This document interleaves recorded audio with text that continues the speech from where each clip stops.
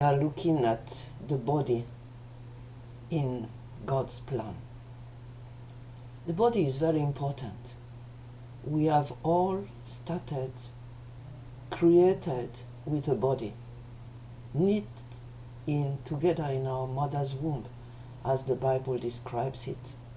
And we know how the child grows in the womb, and when he or she is born, they are born with 2 hands, 2 feet, a skin, and senses.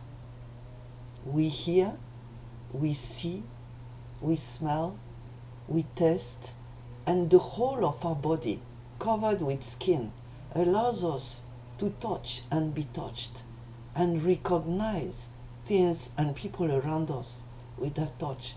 For example, if you were deaf and blind, you could still touch and say, this is a table, this is a key, this is your hair. We are born with a body, and that body needs to be cared for, nurtured, and kept in good health.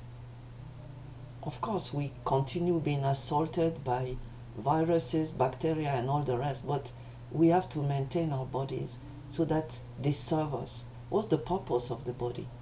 The body is meant for communication. It's the door, the door to the soul, the door to our inner self. We use our body to express ourselves, speaking, whispering, singing, sighing. We use our body to communicate our feelings to others by touch or by speaking. We use our body to recognize our environment and affect positively that environment. We can make a difference in the world through our body. Just like Jesus, during the time he was on earth, was meeting people and they loved him. He used to embrace little children and tell people, keep them coming.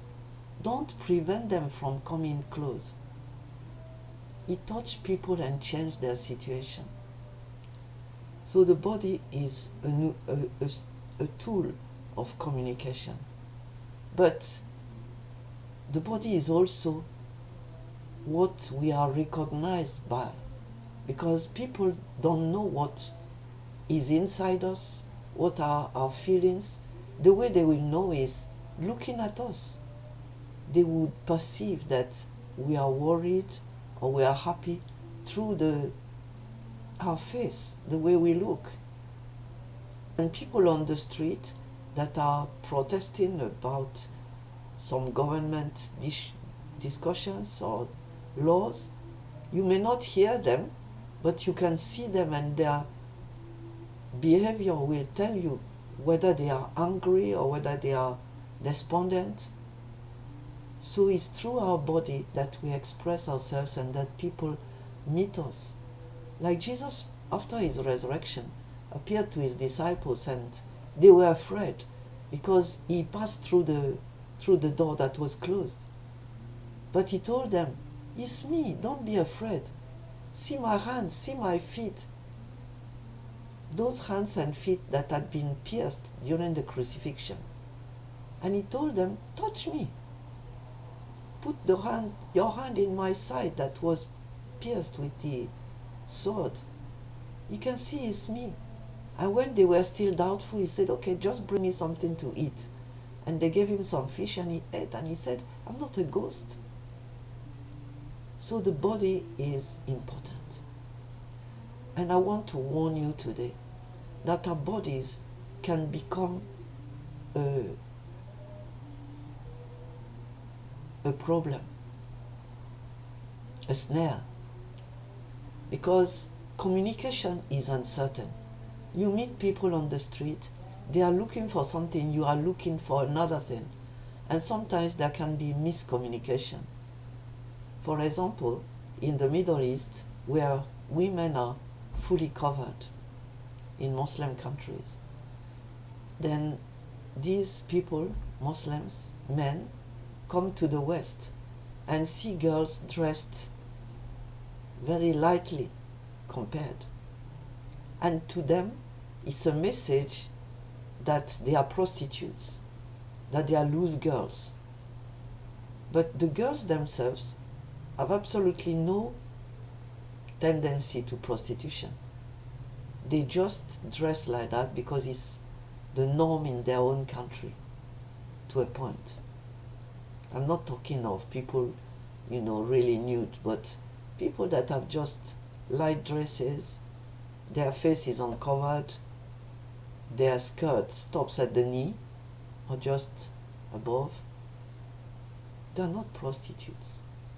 So there is miscommunication in that case. And also people can miscommunicate by the way they dress. If you dress in a way that becomes a snare for others, then you are unconsciously miscommunicating. You are attracting people to do things that you wouldn't them to do to you. In some cases, people do it on purpose. So that is what we see in prostitution, or even in flirt, when women are just enjoying attracting people.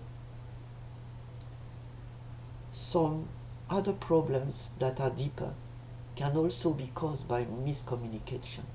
For example, some people see marriage as a way of getting physical satisfaction.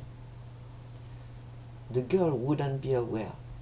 So they marry a girl, the girl thinks that she is beloved, and then when beauty starts fading away, the man just drops her for a younger model, like they say.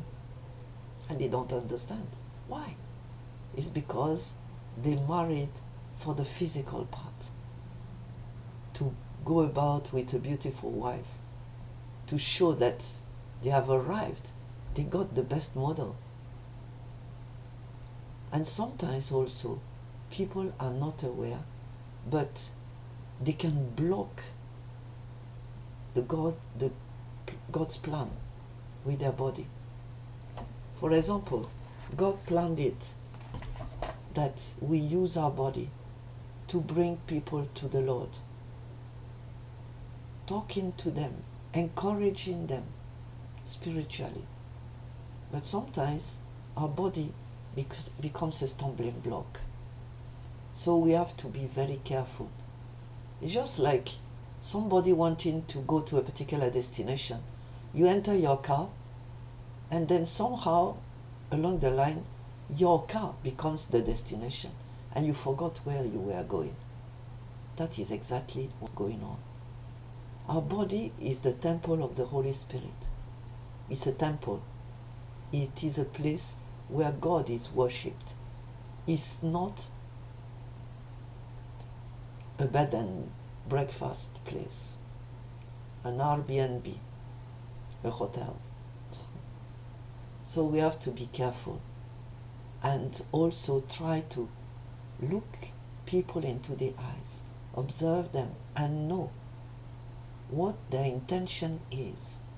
Ask God if you don't know, so that your body will not become a snare or a stumbling block or